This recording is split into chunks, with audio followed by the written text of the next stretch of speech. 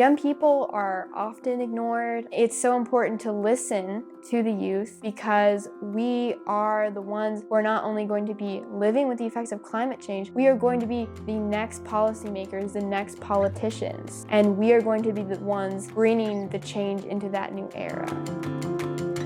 My name is Annabel and I live in Tucson, Arizona. Arizona and Tucson are being the most impacted by the extreme heat and temperatures. Tucson is the third fastest warming city in the United States. And the extreme heat, it's not just it's hot out, it's so hot that you can't actually be outside. If the government doesn't take action, if these heat waves keep getting worse, we're not going to be able to live here.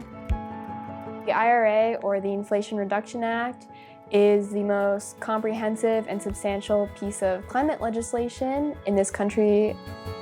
In Tucson, I see how the IRA is benefiting the U.S. right now. We have a climate action adaptation plan that was recently just passed, and I, along with some other members of Arizona Youth Climate Coalition, got the chance to be community partners in making the plan.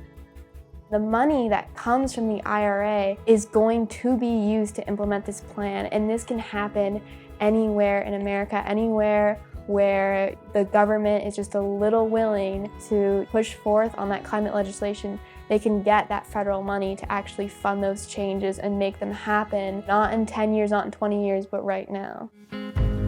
Tucson is getting $44 million in Inflation Reduction Act funding. Funding will go toward climate resilience initiatives like cooling centers, electric buses, and a city initiative that aims to bring down urban temperatures by planting 1 million trees.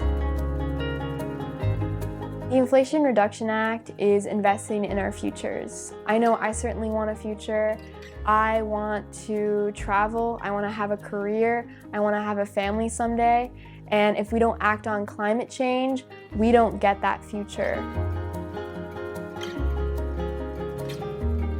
When I was first really learning and understanding the huge impact that the climate crisis was having and how pervasive it was, I felt like, well, there's nothing I can do. But through the youth climate movement, I really realized that there's actually so much you can do, even if you're under 18, even if you're just in middle school, because everyone has power and we are willing to believe in a better future.